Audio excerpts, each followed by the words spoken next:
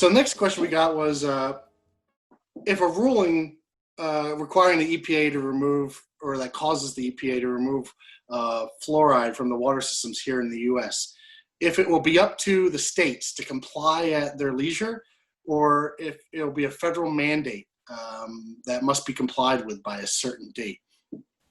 And to answer that is if the EPA, once the EPA finalizes its rulemaking on fluoride as part of the TSCA ruling, we don't know what that final rulemaking will be. It could be an end to water fluoridation. It could be a reduction of the allowable level in fluoride, or it can be a warning. I mean, the EPA just has to mitigate the potential harm or the hazard to the vulnerable subpopulations.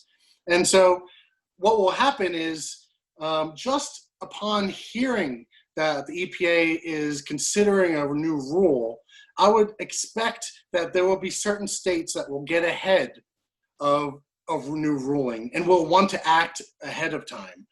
As we're already seeing states now bringing up bills to reverse or end their fluoridation mandates, we're already seeing states bring up bills to actually prohibit fluoridation and end it based on the science already. States such as New Hampshire, Hawaii, and Mississippi, to name three, and we have a number of states trying to end the mandates.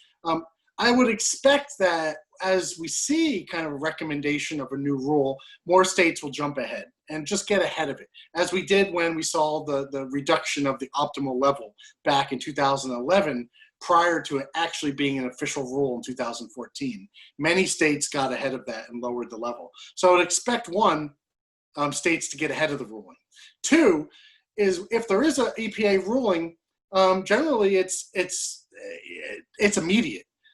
States, there is no, if they don't comply within 30 or maybe 90 days, there will be fines or there will be penalties.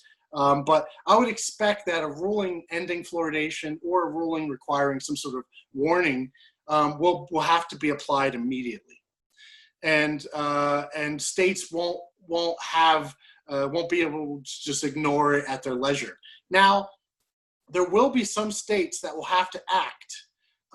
Because some states have their fluoridation policies written into law, and so while the state departments of environmental services and so forth that regulate the drinking water will act, I believe, immediately, it might take a legislative session to actually codify any prohibition or any warnings into law, because some states do have all of their fluoridation policy written into law, and that's just a process. But I would assume that all state EPA offices, which are the Department of Environmental Services, they go by different names, but those departments, those agencies, will have to act immediately upon the EPA's ruling.